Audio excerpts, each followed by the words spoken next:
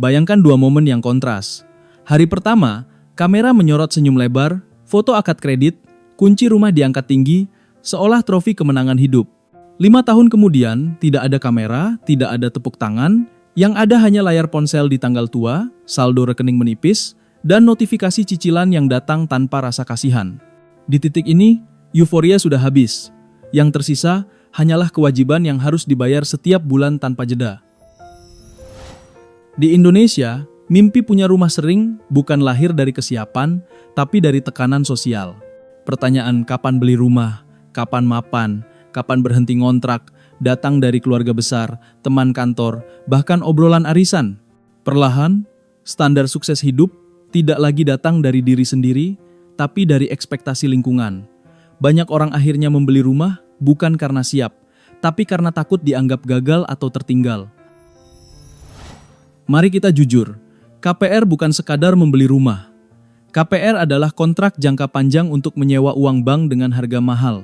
Selama 15-25 tahun, hidupmu terikat pada satu komitmen yang tidak bisa di-pause, tidak bisa cuti, dan tidak peduli apapun yang terjadi pada kondisi keuanganmu. Ini bukan transaksi ringan, ini perjanjian hidup dengan bunga sebagai harga kebebasan. Ketakutan, ketinggalan momen, sering dimanfaatkan dengan rapi. Spanduk bertuliskan, harga naik minggu depan, unit terbatas, tinggal 1, semua dirancang untuk menekan logika dan mempercepat emosi. Banyak keputusan terbesar dalam hidup justru diambil dalam kondisi paling tidak rasional. Padahal rumah bukan flash sale dan hidup bukan lomba siapa paling cepat cicil. Ada mitos berbahaya yang terus diulang, bahwa mencicil rumah sama dengan menabung aset. Faktanya, di tahun-tahun awal KPR, sebagian besar uang yang kamu setor bukan membangun kekayaanmu, tapi membesarkan keuntungan bank. 5-8 tahun pertama seringkali berlalu tanpa perubahan berarti pada pokok utang, meski uang sudah habis ratusan juta. Disinilah banyak orang masuk ke penjara finansial tanpa jeruji. Setiap keputusan hidup harus dihitung dari satu pertanyaan, aman tidak buat bayar cicilan. Mau resign? Takut. Mau coba usaha? Ragu. Mau istirahat? Tidak bisa. Hidup berjalan. Tapi ruang bernapas semakin sempit karena angka utang terus berdetak seperti argometer tak terlihat. Perlu diingat, bank bukan keluarga, bukan teman, dan bukan partner emosional. Mereka adalah institusi bisnis yang sangat disiplin. Sakit, kehilangan pekerjaan, atau krisis pribadi tidak pernah masuk ke dalam perhitungan tanggal jatuh tempo. Yang ada hanya kewajiban yang harus dibayar, tepat waktu, setiap bulan, tanpa alasan. Video ini bukan ajakan untuk anti rumah atau melarang orang punya properti. Ini adalah peringatan keras agar kamu tidak menukar masa muda, kesehatan mental, dan kebebasan hidup dengan keputusan emosional yang kelihatannya dewasa, tapi bisa menghantui puluhan tahun ke depan. Rumah seharusnya memberi rasa aman, bukan menjadi sumber kecemasan permanen. Di awal, banyak orang dibuat tenang oleh kata bunga fixed. Angkanya terlihat ramah, cicilan terasa ringan, seolah semua sudah aman dan terkendali. Masalahnya, fase ini hanya pembuka. Setelah 1 atau 2 tahun, sistem berubah ke bunga floating. Dan di titik inilah, banyak orang baru sadar bahwa cicilan rumah bukan angka mati, tapi variabel yang bisa bergerak naik tanpa kompromi. Bunga floating mengikuti arah suku bunga acuan, bukan mengikuti kondisi keuangan kita. Ketika suku bunga naik, cicilan ikut melonjak, meskipun gaji tetap.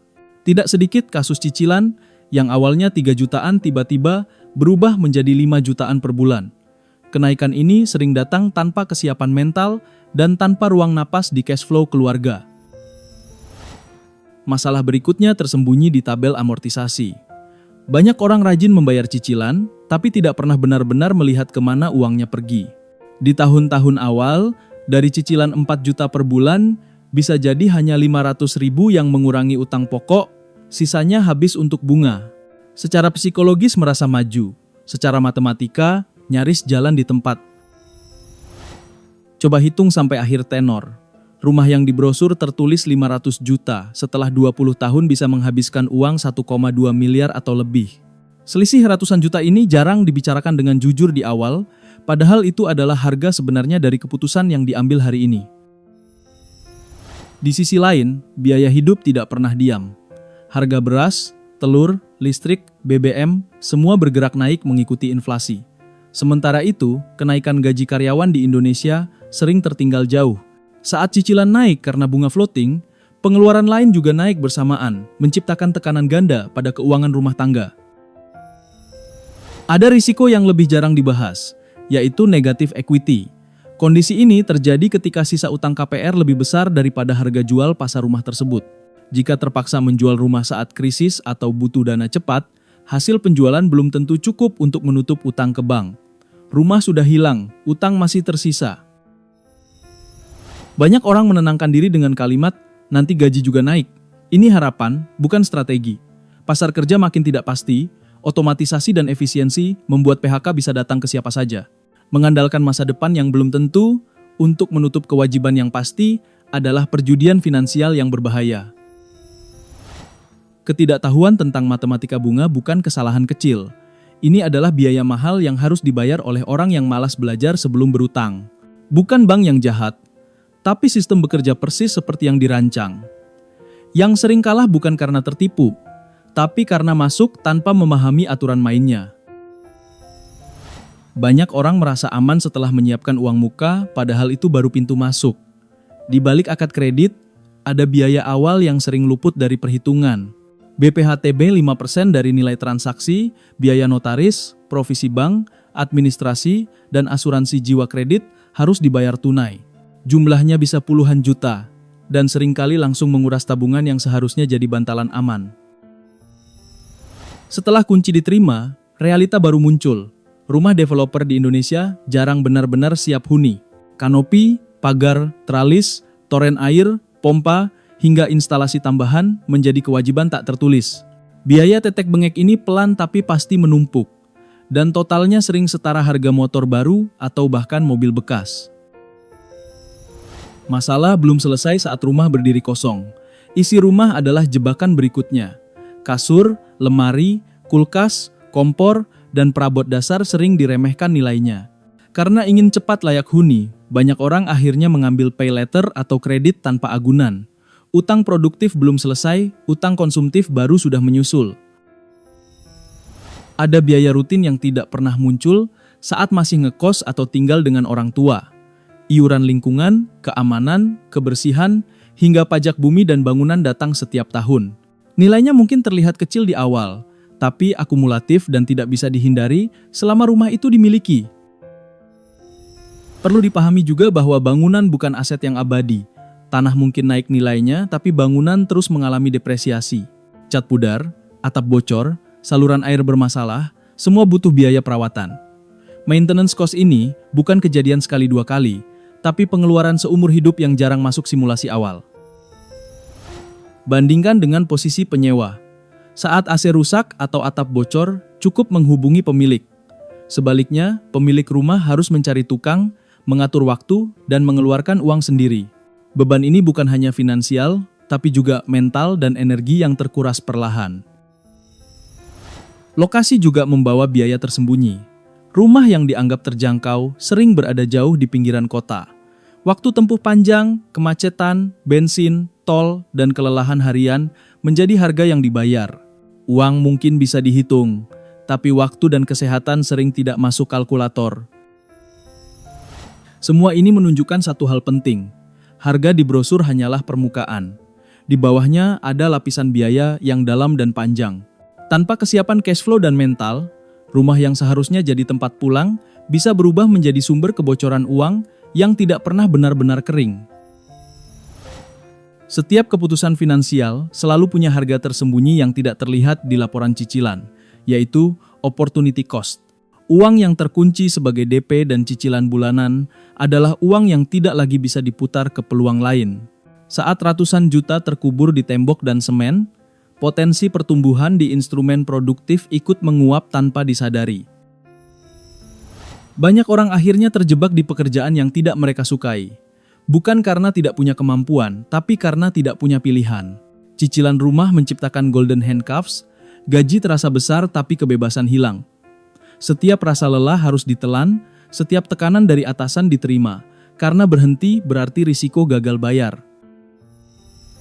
Mobilitas hidup juga ikut terkunci. Ketika ada tawaran kerja lebih baik di kota lain, luar pulau, atau bahkan luar negeri, rumah yang sedang dicicil berubah menjadi jangkar. Mengontrakan tidak selalu mudah, menjual sering rugi, dan akhirnya peluang karier dilepas demi mempertahankan aset yang belum tentu paling produktif.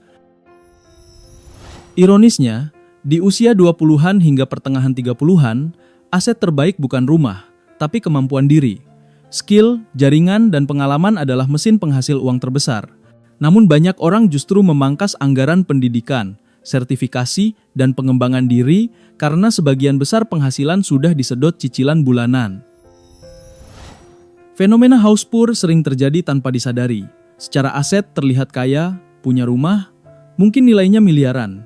Tapi secara likuiditas miskin, dana darurat tipis, tabungan kosong, dan satu masalah kecil seperti motor rusak atau biaya medis langsung mengguncang stabilitas keuangan keluarga. Tekanan finansial jangka panjang juga membawa dampak psikologis, stres kronis karena uang sering merembet ke hubungan rumah tangga. Pertengkaran kecil membesar, komunikasi memburuk, dan kelelahan emosional menumpuk. Banyak masalah keluarga berakar bukan dari kurang cinta, tapi dari kurang ruang finansial. Sebaliknya, menyewa sering dipandang rendah, padahal menawarkan fleksibilitas tinggi, mudah pindah mengikuti lokasi kerja terbaik, mudah menyesuaikan ukuran hunian dengan fase hidup, dan tidak terikat utang jangka panjang. Dalam banyak kondisi, fleksibilitas ini justru membuka jalan akumulasi kekayaan yang lebih sehat. Kekayaan sejati bukan tentang seberapa cepat punya rumah, tapi seberapa besar kendali atas hidup sendiri. Ketika waktu, pilihan, dan arah hidup bisa ditentukan tanpa ketakutan gagal bayar, disitulah posisi finansial yang benar-benar kuat. Rumah seharusnya mendukung hidup, bukan membatasi geraknya. Jika keputusan membeli rumah ingin dibuat rasional, maka ia harus diuji dengan angka, bukan perasaan. Aturan pertama yang tidak bisa ditawar adalah rasio cicilan. Cicilan rumah maksimal 30% dari take home pay, bukan gaji kotor, bukan gabungan penghasilan yang belum stabil, dan bukan angka harapan. Lebih dari itu, rumah tidak lagi melindungi hidup, tapi mulai menggerogoti napas finansial. Memiliki KPR berarti risiko hidup meningkat, maka bantalan keuangan juga harus ditingkatkan. Dana darurat ideal bukan 6 bulan, tapi minimal 12 kali pengeluaran bulanan. PHK, sakit, atau krisis tidak pernah memberi aba-aba. Tanpa dana darurat tebal, satu kejadian tak terduga saja cukup untuk mengubah cicilan lancar menjadi awal masalah panjang. Utang konsumtif harus nol sebelum KPR dimulai. Cicilan mobil, kartu kredit, pay later, semua menambah beban mental dan aritmetika. Banyak orang merasa masih sanggup karena cicilan kecil-kecil terlihat aman. Padahal efek bola salju dari utang ganda bisa menghancurkan cash flow secara diam-diam tanpa terasa. Biaya awal KPR wajib dipisahkan dari dana darurat. BPHTB, notaris, provisi, dan biaya akad harus datang dari sinking fund khusus. Mengambil dana darurat untuk menutup biaya awal adalah tanda struktur keuangan belum siap. Lebih berbahaya lagi jika dana pendidikan anak atau pinjaman keluarga dijadikan solusi tambal sulam. Stabilitas penghasilan juga harus diuji secara jujur. Bukan hanya soal gaji sekarang, tapi industri tempat bekerja. Apakah sektor ini rentan otomatisasi, disrupsi teknologi, atau siklus resesi? Mengambil utang 20 tahun di sektor yang masa depannya tidak pasti adalah risiko yang sering diremehkan. Sebelum menandatangani akad, lakukan simulasi puasa finansial. Sisihkan uang setara cicilan target selama 6 bulan ke rekening terpisah.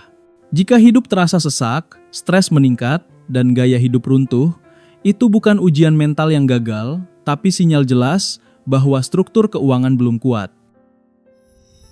Proteksi kesehatan bukan pelengkap, tapi fondasi. BPJS harus aktif, asuransi kesehatan idealnya ada. Satu penyakit kritis tanpa proteksi bisa memaksa aset terbaik dijual atau bahkan disita. Banyak rumah hilang bukan karena tidak mampu mencicil, tapi karena biaya berobat yang datang bersamaan. Terakhir, perhatikan sumber DP. Jika uang muka masih berasal dari pinjaman orang tua, cicilan pribadi, atau utang tanpa perhitungan matang, itu adalah lampu merah. KPR seharusnya memperkuat fondasi hidup, bukan dimulai dari lubang yang lebih dalam. Jika angka tidak masuk akal, keputusan terbaik adalah menunda, bukan memaksa. Keputusan mengambil KPR tidak pernah berdiri sendiri. Ia selalu melibatkan orang terdekat. Jika sudah berpasangan, satu visi adalah syarat mutlak. KPR adalah komitmen jangka panjang dengan bank. Dan sering kali menjadi pernikahan kedua yang jauh lebih kaku. Tanpa kesepakatan nilai, tujuan, dan gaya hidup, cicilan rumah mudah berubah menjadi sumber konflik harian. Realitas lain yang sering diabaikan adalah posisi sebagai sandwich generation.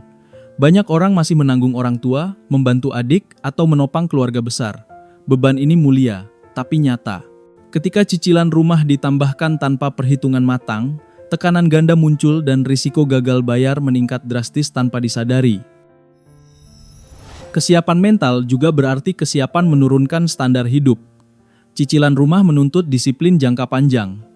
Nongkrong mahal, liburan rutin, ganti gadget impulsif, semua harus dikendalikan. Pertanyaannya sederhana, tapi jujur. Apakah gaya hidup saat ini siap dipangkas bertahun-tahun demi satu aset yang belum tentu memberi ketenangan? Membeli rumah berarti siap menetap. Minimal 10 tahun di satu lokasi yang sama. Lingkungan, akses sekolah, keamanan, hingga potensi banjir harus dipikirkan sejak awal. Banyak orang tergoda harga murah, tapi lupa bahwa lingkungan adalah bagian dari kualitas hidup, bukan sekadar alamat di KTP. Ada pula konsekuensi sosial yang jarang dibicarakan. Punya rumah berarti siap menjadi bagian dari komunitas. Iuran, kerja bakti, acara lingkungan, dinamika tetangga, semua tidak bisa dihindari. Ini bukan hal buruk, tapi perlu kesiapan mental karena tidak semua orang nyaman dengan keterikatan sosial yang permanen. Motif membeli rumah juga perlu dibedah dengan jujur. Apakah ini kebutuhan tempat tinggal atau dorongan gengsi agar terlihat mapan di mata keluarga dan teman? Keputusan yang lahir dari validasi sosial sering terasa benar di awal, tapi berat dipikul sendirian saat euforia hilang. Ada risiko pahit yang jarang ingin dibahas, yaitu perpisahan. Perceraian atau berakhirnya hubungan sering membuat KPR menjadi masalah rumit. Pembagian aset, kewajiban cicilan, dan emosi bercampur jadi satu. Banyak orang tidak siap secara mental menghadapi skenario ini, padahal kemungkinan selalu ada. Terakhir, kenali diri sendiri. Tidak semua orang cocok hidup dengan utang besar. Ada yang bisa tidur nyenyak, ada yang cemas setiap tanggal jatuh tempo mendekat. Kejujuran pada karakter pribadi jauh lebih penting daripada mengikuti standar hidup orang lain. Rumah seharusnya memberi rasa aman, bukan kegelisahan permanen. Ada jalan cerdas di antara memaksa membeli dan selamanya menunda, yaitu reinvesting. Tinggal menyewa di lokasi strategis dekat pusat penghasilan, sambil menginvestasikan selisih dana ke aset yang lebih liquid dan bertumbuh. Strategi ini memberi dua keuntungan sekaligus, kualitas hidup yang baik hari ini dan potensi kekayaan yang berkembang untuk masa depan. Alternatif lain yang sering diremehkan adalah membeli rumah secondary. Rumah bekas di lingkungan yang sudah hidup biasanya menawarkan harga lebih masuk akal, ukuran tanah lebih luas, dan risiko sosial lebih rendah. Tidak semua rumah baru adalah pilihan terbaik, dan tidak semua rumah lama berarti masalah. Yang penting adalah logika di balik harganya. Jika ingin tetap membeli, memperbesar uang muka adalah senjata paling ampuh. DP 40-50% memang terasa berat di awal, tapi dampaknya luar biasa. Pokok utang mengecil, tenor bisa dipersingkat, dan total bunga yang dibayar turun drastis. Menunggu lebih lama untuk DP besar seringkali jauh lebih murah daripada tergesa mencicil. Di usia muda, fokus utama seharusnya memperbesar kapasitas penghasilan. Karier, bisnis, dan skill adalah mesin utama pembentuk kekayaan. Ketika income sudah tinggi dan stabil, rumah bisa dibeli dengan porsi cicilan kecil, bahkan di bawah 15% gaji, tanpa mengorbankan kebebasan hidup dan ketenangan pikiran. Menunda beli rumah bukan tanda kegagalan. Dalam banyak kasus, itu adalah strategi sadar, mundur selangkah untuk melompat lebih jauh. Dunia sering memuja kecepatan, padahal kekayaan sejati dibangun oleh timing yang tepat, bukan keputusan tergesa yang diambil demi terlihat mapan lebih cepat. Perlu diingat, Rumah hanyalah benda mati. Ia tidak menciptakan kehangatan dengan sendirinya. Keluarga yang hangat bisa tumbuh di rumah kontrakan sederhana selama tidak dibayangi stres finansial. Sebaliknya, rumah besar bisa terasa sempit jika setiap sudutnya diisi kecemasan soal uang. Hentikan kebiasaan membandingkan bab awal hidupmu dengan bab tengah atau akhir hidup orang lain. Setiap orang punya zona waktu, latar belakang, dan jalur yang berbeda. Fokus pada progres pribadi jauh lebih sehat daripada mengejar standar hidup yang tidak lahir dari kebutuhanmu sendiri.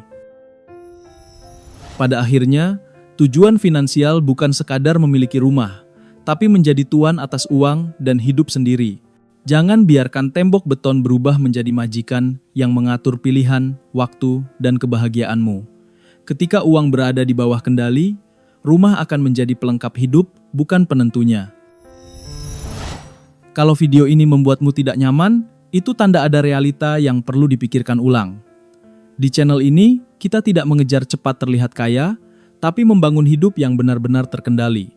Jika kamu ingin belajar berpikir jernih soal uang, keputusan besar, dan arah hidup jangka panjang, pastikan kamu tetap di sini. Subscribe bukan karena ingin ikut tren, tapi karena ingin naik level cara berpikir. Dan video-video berikutnya akan membantumu memisahkan keputusan emosional dari keputusan finansial agar uang tidak lagi mengendalikan hidupmu. Bagikan video ini ke orang yang kamu sayangi, bukan untuk menakut-nakuti, tapi untuk menyelamatkan mereka dari keputusan besar yang diambil tanpa logika. Karena nasihat terbaik sering datang sebelum penyesalan terjadi. Di Mindset Kaya, kita tidak menjual mimpi instan, kita membangun ketenangan jangka panjang. Sampai jumpa di video berikutnya.